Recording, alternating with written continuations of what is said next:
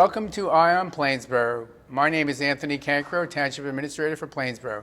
Today we're fortunate to have Barbara Shore, Vice President of Community Investment Strategies. Welcome, Barbara. Good morning, Anthony. Why don't you tell us a little bit about who you are and who the company CIS is? Sure. I am a vice president and the principal who is in charge of the development of the place at Plainsboro community that we'll be speaking about this morning. I am trained as an architect, but have spent the majority of my career as a housing developer. And for the past 19 years, I have been with Community Investment Strategies, a development, construction, and management company that builds and manages affordable housing throughout the state of New Jersey, celebrating its 25th year. Congratulations. And we're happy to do that here in Plainsboro. Super. So the whole notion of affordable, it's different than what you and I can afford if we want to rent an apartment. New Jersey's kind of unique because they've created a mandate, either a legislative and or a state mandate. You want to just talk a little bit about that and tell us what we mean by affordable based on what the state did? Sure. Affordable in New Jersey is actually defined as housing that serves households making up to 80% of the area median income. The mandate, which was set by the courts and established over a 40-year litigious history of requiring communities to provide all different types of housing choices, including those for people at low and moderate incomes. At the place at Plainsboro, we serve households making between 30 and 60% of median income.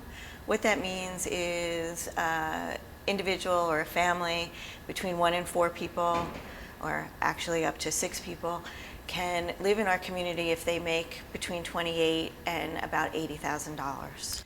In a town like Plainsboro, we've had a rich history of providing housing opportunities, and even 40 years ago there were affordable units by the old-fashioned definition, but today we're glad to celebrate CIS and the place at Plainsboro. Tell us a little bit about the place at Plainsboro and the unit mix, if you will, how many units there are and the bedroom types. We have 70 apartments that are income restricted. They are a combination of 1, 2, and 3 bedroom apartments. About 20% are 1 bedrooms. The majority are 2 bedrooms, but we do have a number of 3 bedroom apartments, which is a little bit different in the market, in the greater Plainsboro apartment market. We don't see too many 3 bedroom apartments available. So it is an opportunity for a family that wants to rent to have a 3 bedroom. It's 3 bedroom, 1.5 bathrooms. So that is a really good opportunity for people that have a need for that. One of the things that we provide is that we do have an on-site superintendent. That's someone that lives on the property, that takes care of the property, that knows who the residents are, that knows the children by name. And so it helps us establish a really solid presence on the property while providing for 24-hour emergency service and services by someone that they know to come in and maintain their apartment. The amenities that we offer are pretty varied. One of the things that's most evident if you go to the property is our clubhouse. There, it's about a 1,700 square foot community center, if you will, where we have programmed activities.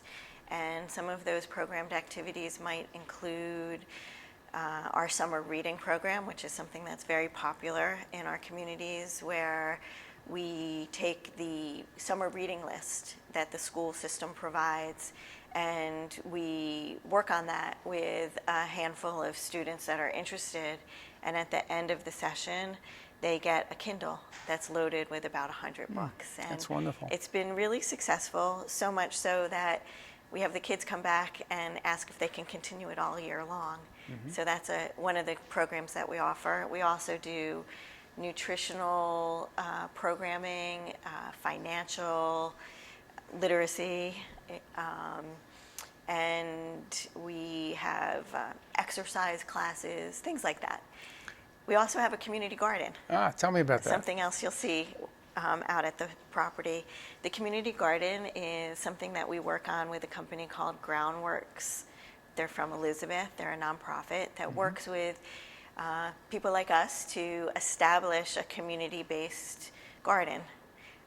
They'll help the residents with the planting and establish what gets planted and guide people on how to have a successful community garden. If we're lucky, it'll be as successful as Plainsboro's. We are fully Energy Star compliant, and what that means is that the residents will have what might be a lower utility bill, gas and electric bill. When you look at a lot of the apartments that are in the market area, they were built 30, 40 years ago, and now we've constructed the apartments to be state-of-the-art using the highest energy efficient materials. Other materials that we've selected for the construction of the community were also sensitive to the environment. We, for instance, use low VOC paints and sealants, and we have carpet or flooring that is very high rated on the floor score.